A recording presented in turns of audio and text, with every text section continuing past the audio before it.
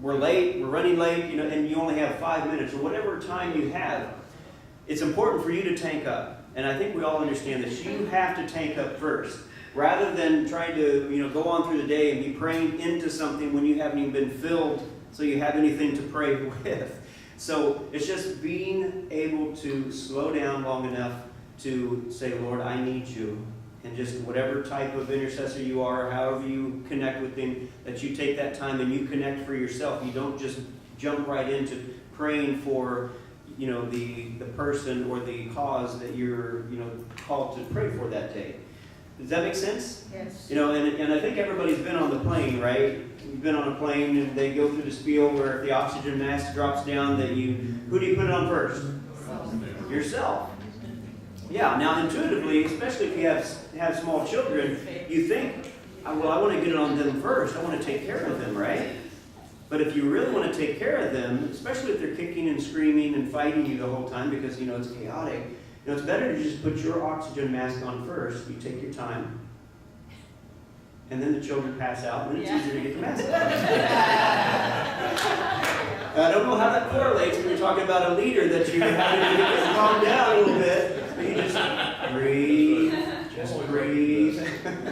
But we come to that place sometimes where we have to just breathe and relax and rest in Him. And let God take care of some of the things that are causing all the chaos, because we don't always have control. And so we just have to let Him. But we need to be able to get into that place where we can receive at any time. Amen? And then this part, I think the correlation to that is the pastor's running around trying to figure something out until he finally just stops and surrenders. Yeah. That would be the equivalent of passing out. Yeah. Then God could work on it. And I think at least, I know I'm guilty of that. I was going to say, at least I think we can all relate to that to some degree at some point, but we've all been in that place where we're just frantically trying to get things done. And it has come to a place more and more as I get older, thankfully, that when I'm frantically trying to get something done, it's like, wait, stop. Okay, I can just rest because God does have this. Whatever it is, it doesn't matter. He's got it covered. And that usually we find out later on why I didn't have to be freaking out in that moment. I could just rest.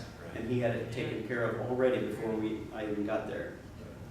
So then everyone's favorite topic, fasting. Now some of you may really love fasting, but this is a vital part of this concept. Because, are you guys fasting or something? Here's the thing. The disciples brought a demoniac to Jesus at one point. And Jesus, they've been trying to cast this demon out of this young boy the whole time. They couldn't get anywhere. But Jesus said, this one comes out by prayer and fasting. So we never really, this is serious. Probably we did this maybe 1 or 2 years. And we really didn't know, why is this working, God? Why is this working? What is it about this model that causes it to have pastors literally come up to us and say, this is like a day and night difference. We've had our army of intercessors praying for us, and it's been good. But once we implemented this model, all of a sudden we got breakthrough in areas we hadn't got breakthrough before, and we've got a covering over us that we feel so much more empowered to move under than ever before. And it's like, why? And it was somebody else that came to us. In fact, was it the same person that talked about the arms? Anyway, just a brilliant, person, prophetic, comes up to us and says, well, yeah, because you've got somebody fasting every single day. So that person or that cause is covered in fasting all the time. So, yeah, you're going to have more breakthrough. You're going to have a stronger covering because of the fasting. And yet with this model, you've got somebody fasting 24/7 all the time. This is good. And so you have breakthrough. You will have breakthrough when you implement this model. And because your small SEAL teams, now we've had teams that have had 14 people where there's 2 people on each day. And that's nice because then if someone's sick, you still got someone covering. So you never have a breach in the wall. It's just very, very powerful. But now the other thing I want to say about fasting, though, is you've got to understand it is not a competition, because we've had a lot of people that just get into competition with this. It's like, oh, well, so-and-so did a fast, and that was a great day, so, I got to do a fast just like that one. No, it's nothing like that. The fast is always between you and God, because He knows what is needed. I was on a businessman's prayer team for about a year and a half. I don't remember how long it was, but when my time would come up, I would be praying, Lord, what do you want me to fast? And some days it would be, I'd fast media. We don't really watch too many shows or anything. We watch the news, so it's fast media. So I didn't watch the news, or it would be coffee. But then other days it'd be a full-on fast. But it would come from me praying and asking, Lord, what do you want me to fast today? Because I don't know what's coming, but He does. And He knows what kind of fast is going to be necessary to cover that person or that cause. And so it's all about between you and Him, not about what anybody else did, and it's not about what you did last week.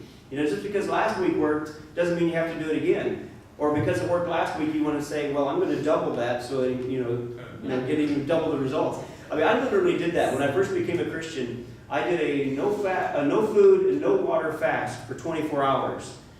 I'm like, wow. And then, I was younger then. So, and I'm like, that was powerful. I really liked it. Now, some people do, some people fast and they feel terrible. Back then, I fasted and it was like, that's awesome.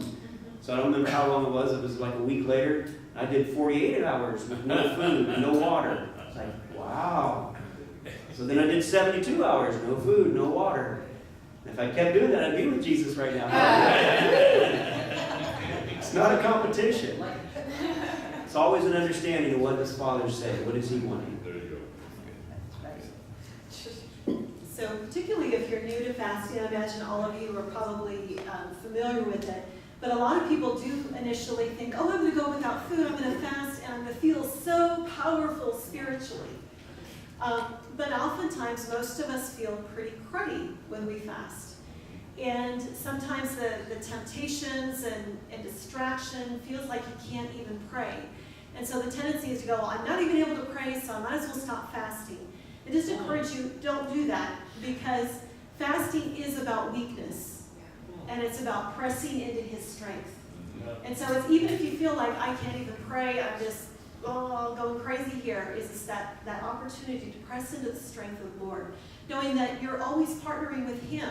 It's not you doing this amazing spiritual discipline, but you're connecting with the power of God. And in your weakness, He is made strong and exalted. And then push delete when you stumble, because you will. If you're doing this on a regular weekly rotation, there will be times of stumbling. And my biggest place of stumbling was Costco. I would have fasted well throughout the day, and then all of a sudden I get halfway through the sample gauntlet and remember, oh no, it's my fast day. And our tendency is to go, I blew it already, I might as well take that next little sample. But to just be in that place of pushing delete, going, God, thank you for reminding me. I thank you for your blood that washes away all of that.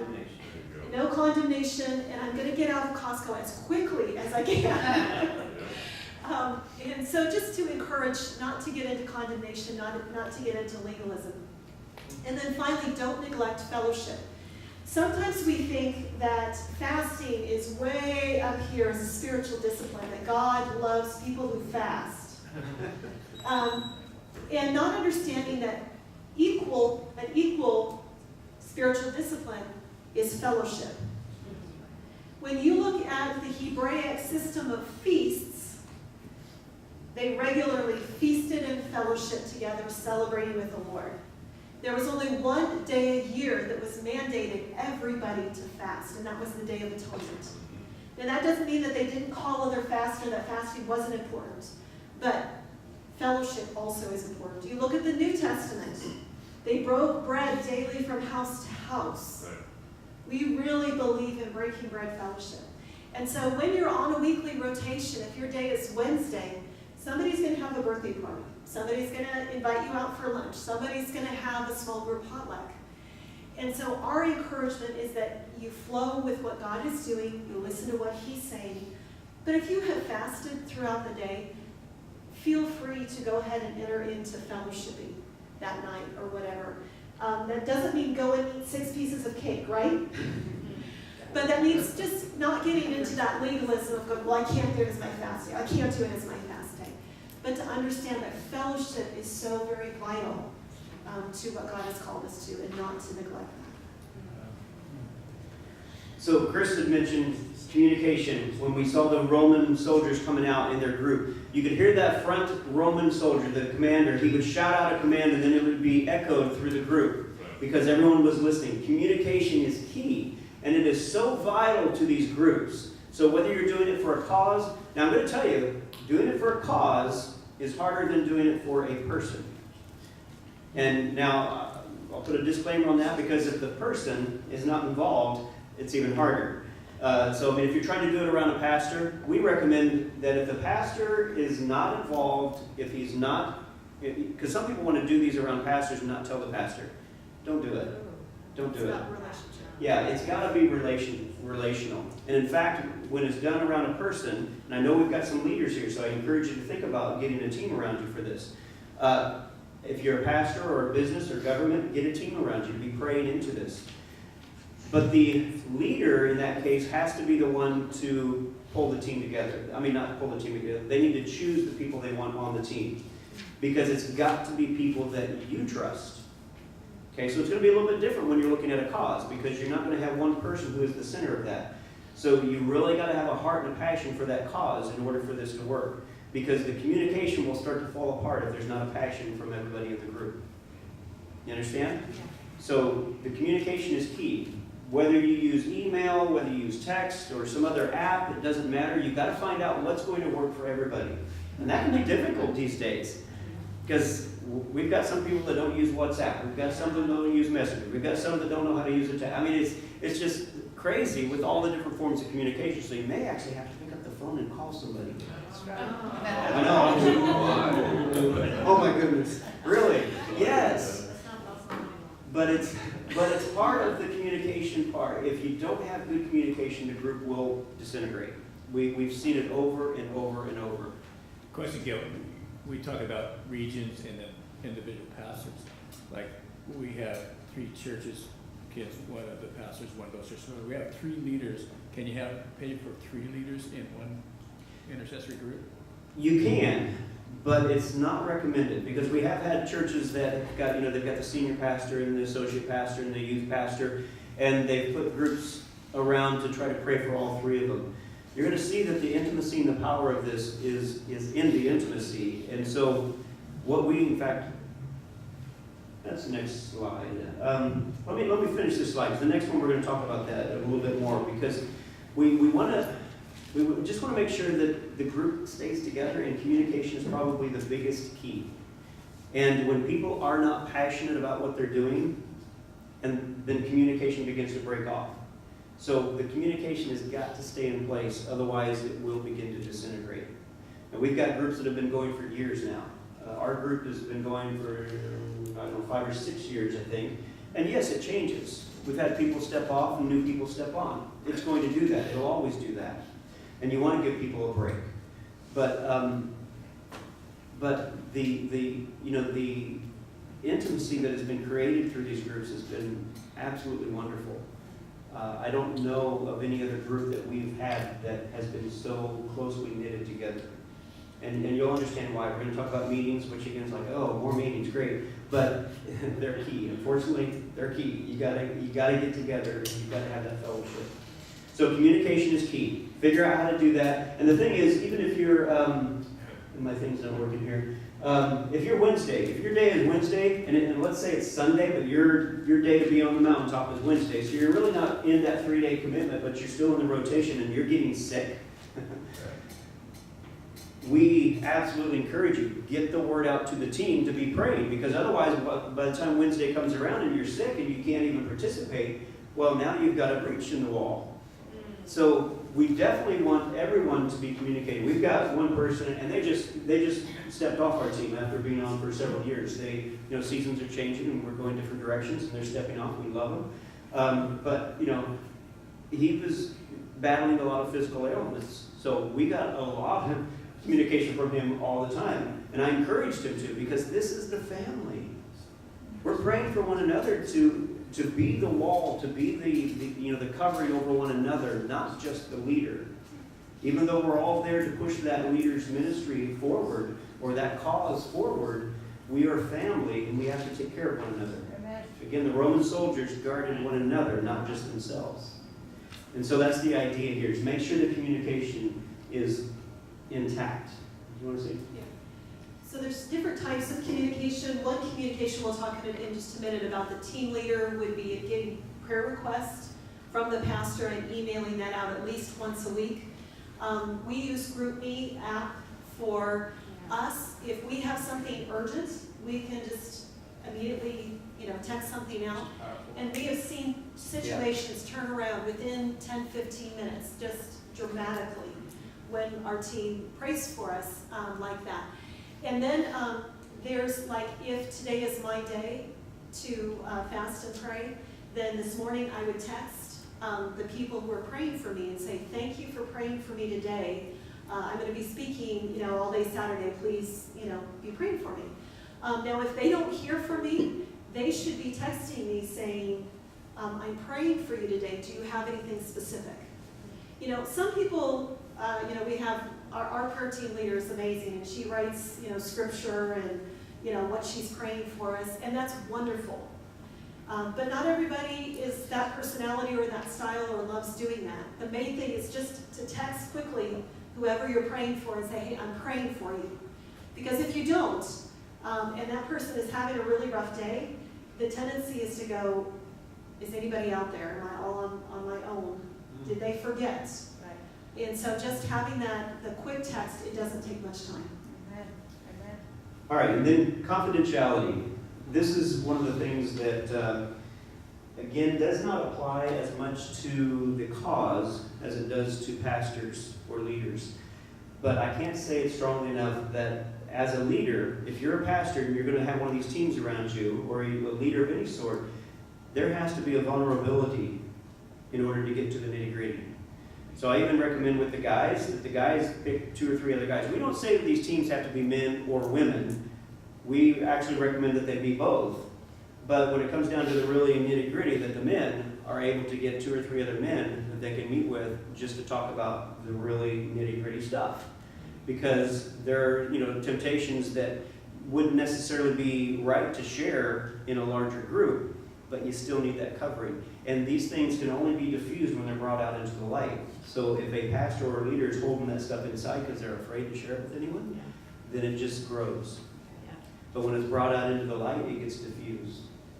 So it's important, if you're a leader that's going to be covered in one of these groups, that you can reach that place of vulnerability. You're only going to grow, how's that go? At the speed of trust. You're only going to be able to go so deep, so fast. And there's a lot of pastors that have been deeply wounded in situations like this, where they were vulnerable, and then somebody leaked it out some way, somehow. And now, they don't want to go there again.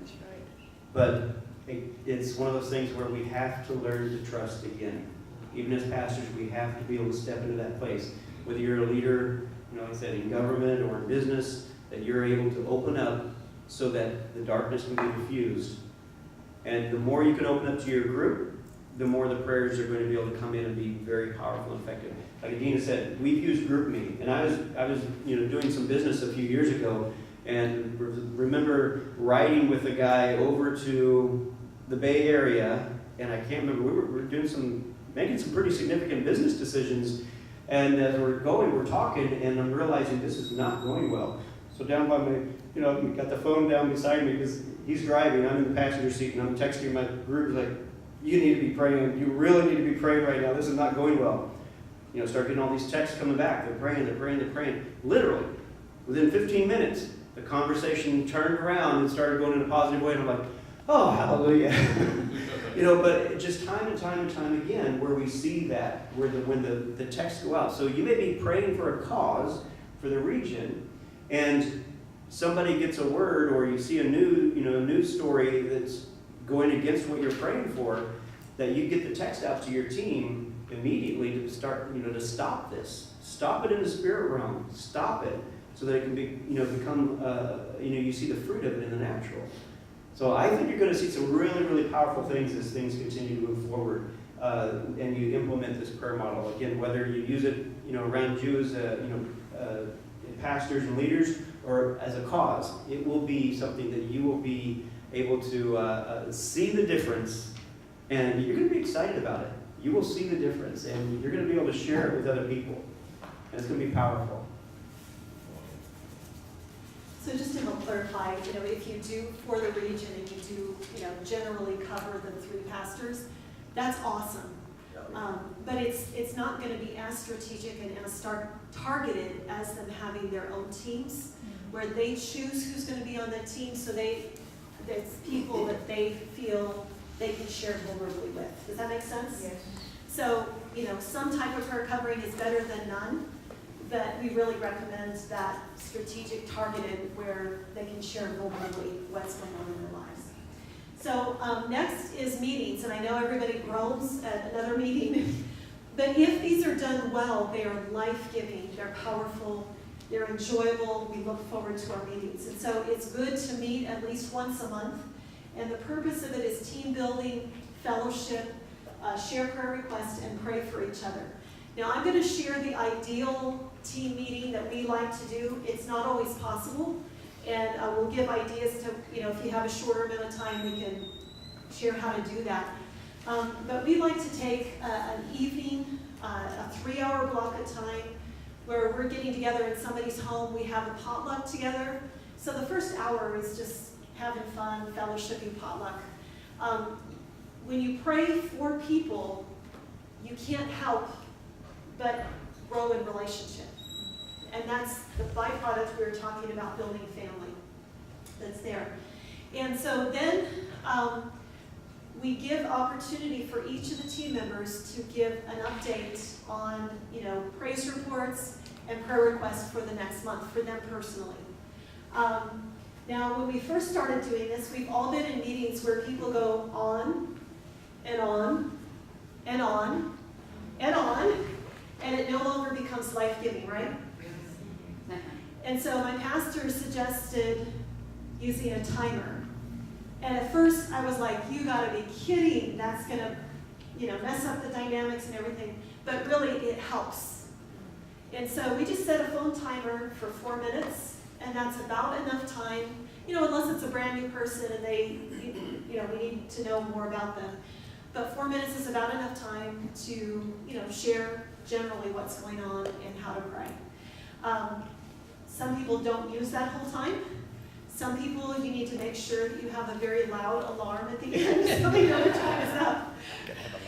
And then what we have done is usually like the person next to them will pray a short prayer over them.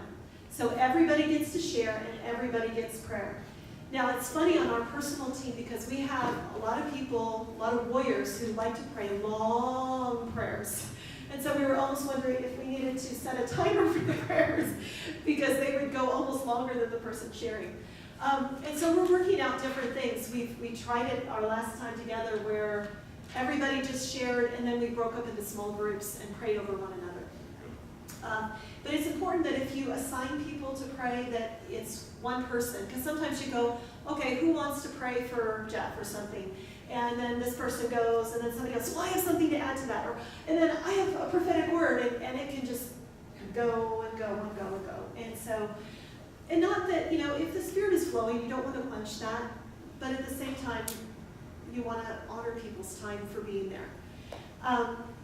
And so then we give an opportunity for the leader or the pastor to share. And we don't put a timer on them, and it's just a time to share our hearts. Now, there's something about being face-to-face that is different than email. I could send an email out and say, pray for my daughter, she's struggling. But when we're face-to-face, I'm able to share from my heart what's going on so you have a better picture of how to pray. Does that make sense? Yeah. And again, that builds that relationship of the pastor being vulnerable or leader being able to say, I'm struggling here, this is happening, my family is struggling. We have this need, and that you can pray for one another.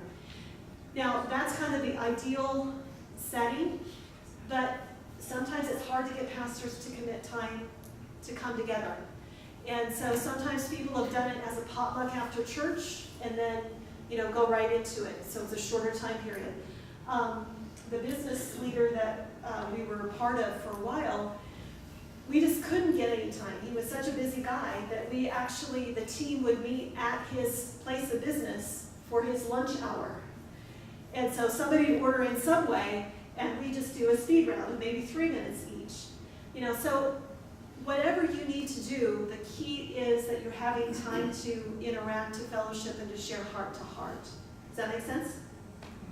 And then finally, team leader. It's important that there is a team leader to guide this, that the pastor or leader, or if you're doing it for a region, that somebody's keeping it flowing and organized. And so their responsibilities are to obtain the prayer request from the pastor, to send a weekly email to the team, find an alternate when needed, organize the monthly meeting, and be available for any pastoral needs on the team. Now, sometimes, like on our personal team, our prayer leader is leading the team, but she also loves to be on the rotation. And so she's part of the weekly fasting and prayer.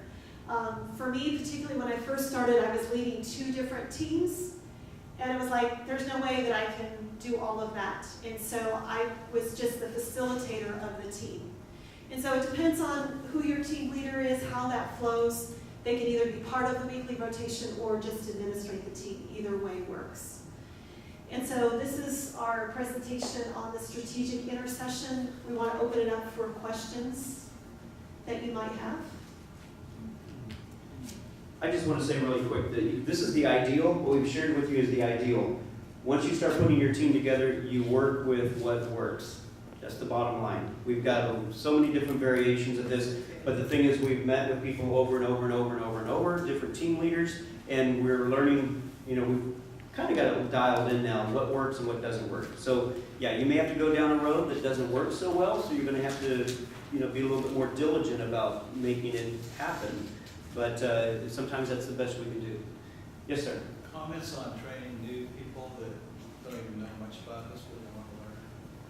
You know, we look more at the heart. If they're passionate about wanting to be on the team, or if they're passionate. Here's something, you know, with pastors, we've told them, you know, you don't have to look through your church and find the intercessors, because everybody's an intercessor.